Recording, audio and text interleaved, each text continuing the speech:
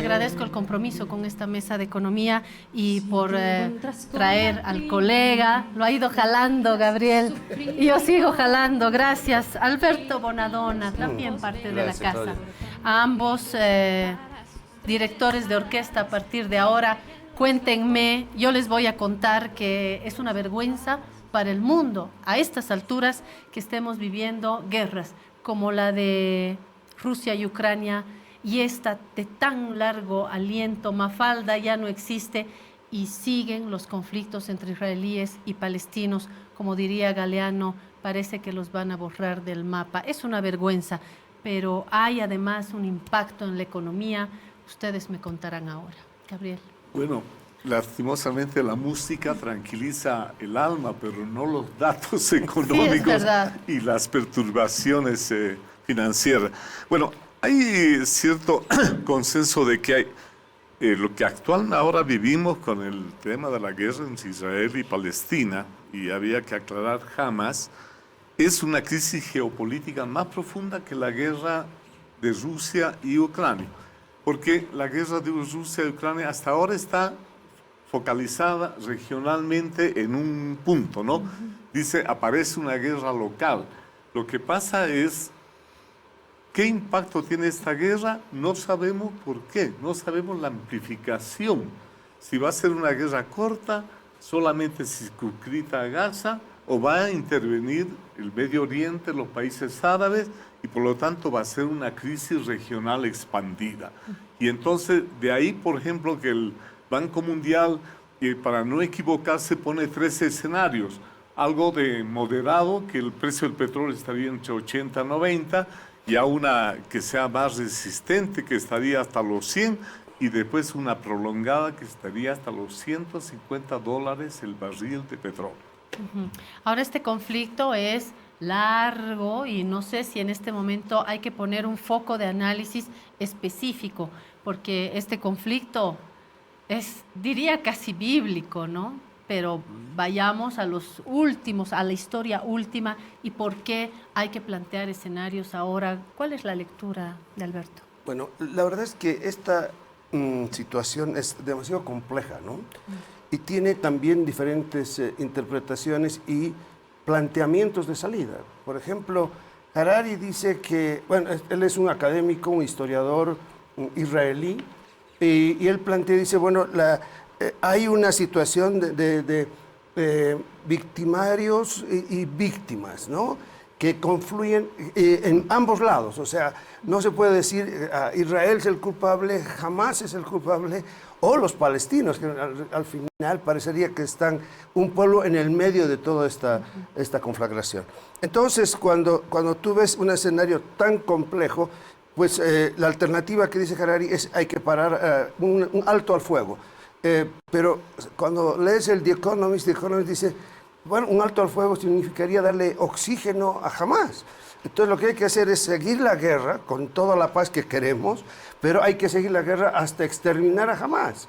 Bueno, el asunto es termine exterminando a los palestinos. Pues ese es el asunto. O a todo el mundo. O a todo el mundo. El problema es que lo que tú dices se aplicaba ya en la antigüedad las guerras tribales. En la guerra tribal, cuando tú recibías una agresión del otro, tenías el derecho, ibas, lo destruías, le quitabas a sus mujeres, esclavos, listo. ¿Ha cambiado la humanidad con las Naciones Unidas? Las Naciones Unidas, justo del derecho tribal, se pasa al derecho económico internacional, al derecho internacional y sobre todo al derecho humanitario.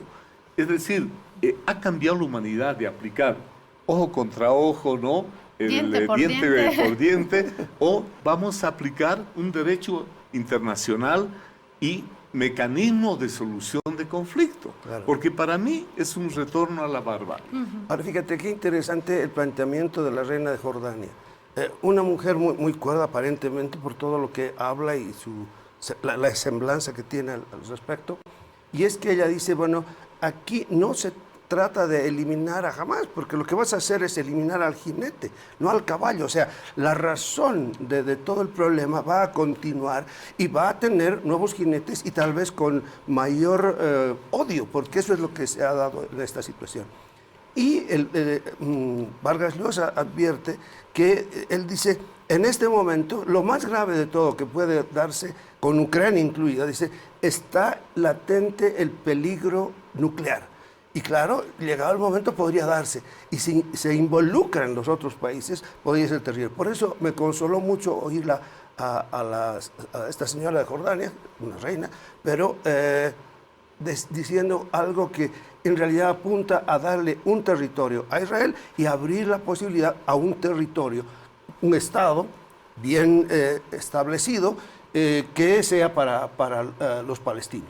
Porque hasta este momento no le reconoce, Naciones Unidas no reconoce a los palestinos, y bueno, mientras eso no ocurra, vamos a tener siempre ese problema latente y muy grave. O sea, no, bueno, Harari dice, ese es el lugar donde se concentran los fundamentalismos más agudos de la historia, ¿no? Totalmente. O sea, tú tienes a los islamitas, tienes a los judíos y los cristianos, todos defendiendo un pedacito de tierra o de muro. Bueno, terrible.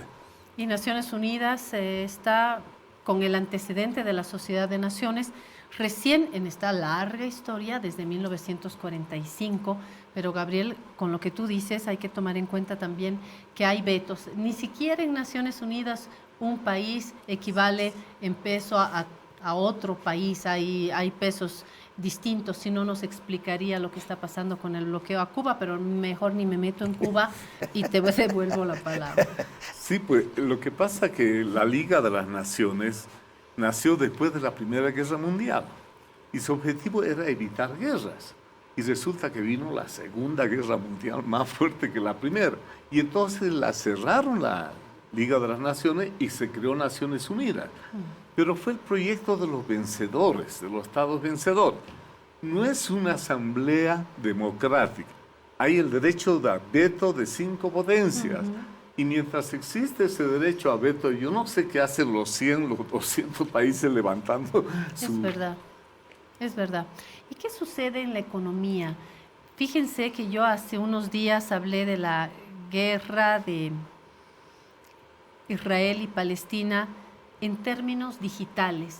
Y es bien interesante y preocupante cómo el no acceso al mundo digital, a Internet, la desinformación, ha llegado a hacer todavía más dura esta guerra, más desigual todavía. Es impresionante lo que pasa en el mundo digital. A ustedes les toca abordar la parte económica, cómo afecta esto en este núcleo de violencia, de muerte, y en el resto del mundo. ¿Vamos a pagar el pato los demás también, Gabriel? Bueno, el tema digital, que uno lo ve como un celular y un instrumento, resulta que es parte de la guerra militar, armamentista, tecnológica.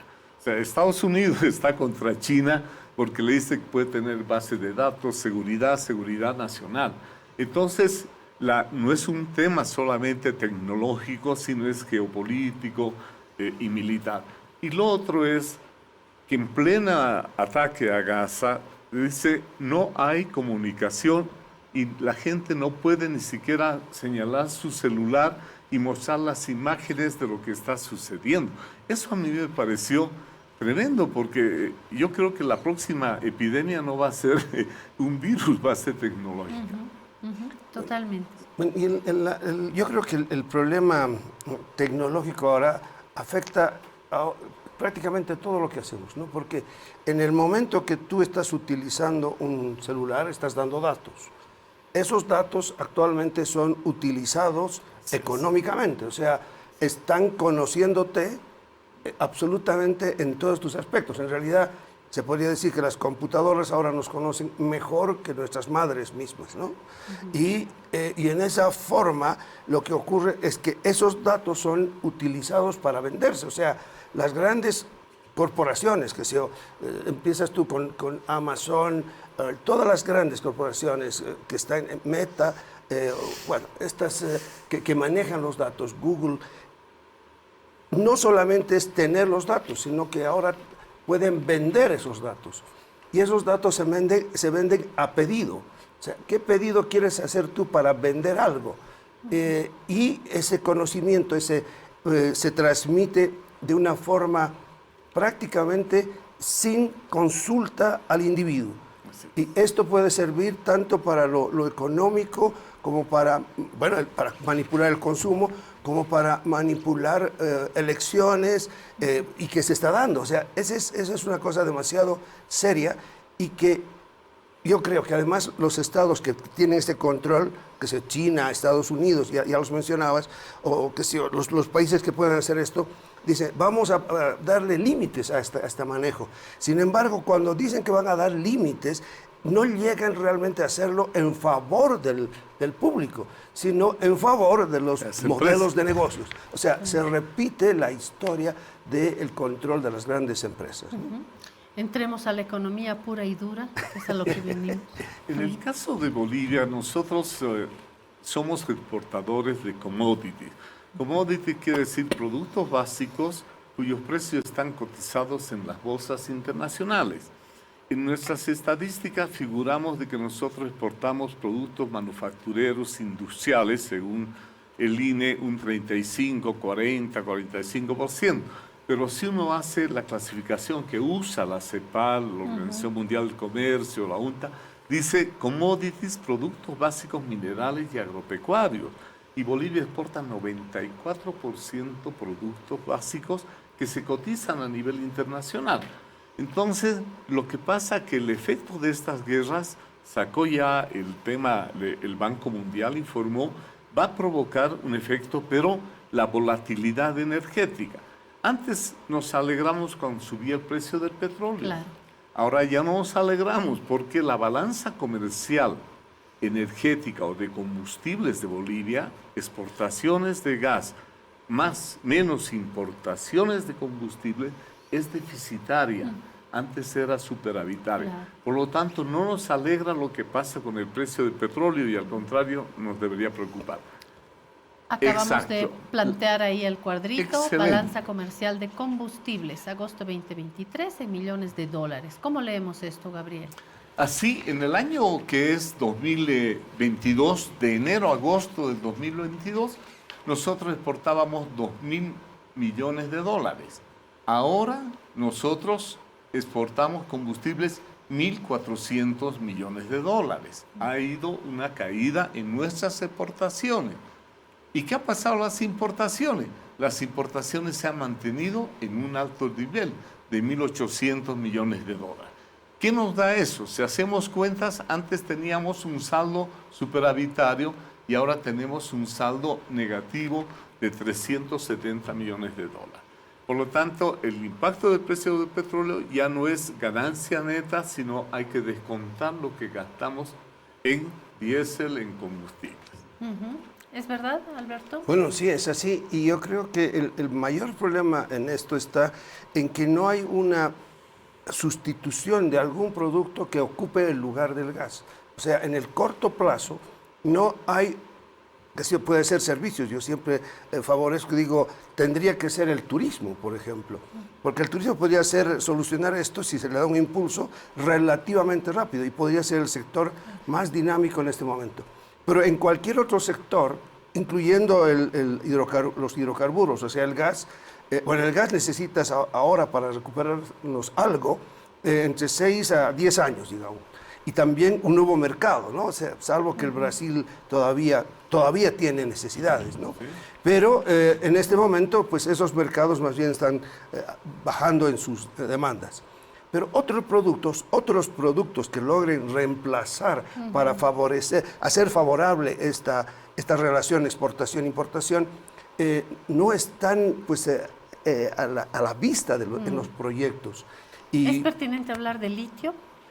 Es que el litio, fíjate, lo más grave, y creo que algún rato lo mencionábamos en algún programa anterior, nosotros ni siquiera aparecemos en el mapa internacional del litio, porque no hemos cuantificado nuestras reservas. Certificado. Y no las tenemos certificadas. O sea, la cuantificación es una cuantificación como cuando se tenía el oro en bruto en el Banco Central. Y hasta certificarlas, cuando se certificó, aumentaron el valor de nuestras reservas, pero para certificarlas había que sacarlas a bancos externos. En este caso sabemos que tenemos litio, sabemos que somos una potencia en cuanto a litio, pero tienen que estar certificadas.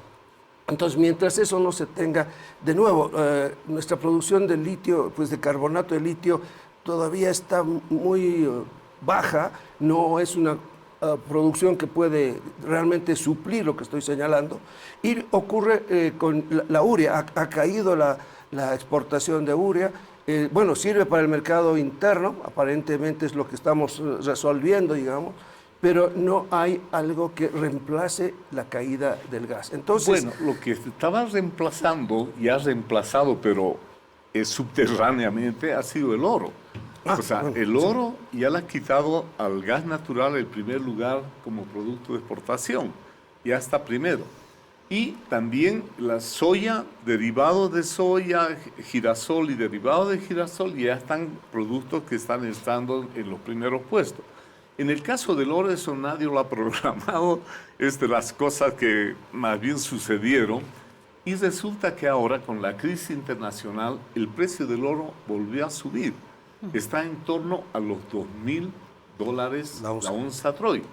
De ahí que nosotros, nuestro mensaje, que el oro perjudica el medio ambiente, todo lo que quieran, pero son reservas que tiene el Banco Central, bueno, y deberíamos comprar más reservas para tener mejor situación. Ok, pero el problema viene a ser algo que está en las calles ahora, ¿no?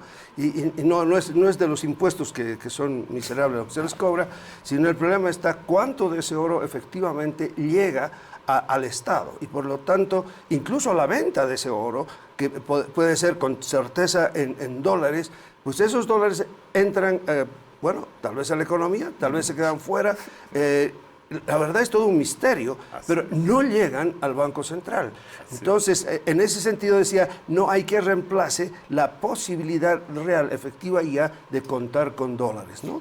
Pero sí, en la balanza que se figura en cantidades increíbles. Con los conflictos mineros, tiene que ver con los conflictos mineros que estamos viviendo hoy mismo, con los puntos de bloqueo y manifestaciones, y esta tensión en algún otro debate en la televisión. También escuché que sectores cooperativistas no quieren vender al gobierno, y de hecho también escuché en estos debates que el gobierno tendría que acercarse, pero que hay una tensión ahí, ¿no? No es tan fácil. Bueno, el sector cooperativo ha sido un sector privilegiado de este modo. Y yo me acuerdo que en el 2007 aumentamos un impuesto como un surtax a la minería, pero en función de los precios internacionales. Suben los precios internacionales, ahí te aplica. Una cosa es la regalía por el valor de la producción, lo que tú produces, y otro ya por el precio internacional. Y en esa época se excluyó a las cooperativas. Y la contribución de las cooperativas a las regalías, ya lo hicieron la otra vez, una presentación Pimentel, es bajísima. Entonces, no es antes el gas era nuestra renta de hidrocarburos. El oro no es nuestra renta del oro. De ahí que tenemos los déficits y los efectos. Y es interesante también el cambio de socio del comercio, porque antes era el Brasil el más importante, la Argentina segundo, pero ahora es la India. Y uno podría pensar la China, porque dicen hay muchas empresas chinas que están comprando oro, pero tampoco es la China, es la India. Y lo interesante en la India, que es uno de los grandes usuarios, digamos, no productores de oro, sino productores de joyas de oro, y hay toda una gama de joyas de oro que se venden en el mercado indio, porque es algo así como una profunda tradición en todos los sectores de la población poseer joyas, y que, bueno, en realidad llega a una fiesta que es en el mes de junio, donde todo el mundo tiene que mostrar sus joyas. Y claro, como nosotros en el Gran Poder. Como nosotros en el Gran Poder, claro. Y con todas las variaciones de la pureza del oro, lo cual ha hecho que la India nos compre todo el oro que puede. Bueno, y en eso está. También la plata en el Gran Poder, ¿eh? Tradicionalmente era la plata. ¿La plata pero de arete de plata o la plata de plata? Los broches de plata, todos los topos. Y la plata, cuando sube el oro... Platos, eran platos de plata. ¿Te acuerdas que se ponían en los carros? Claro. Y se sigue poniendo. Y se siguen poniendo.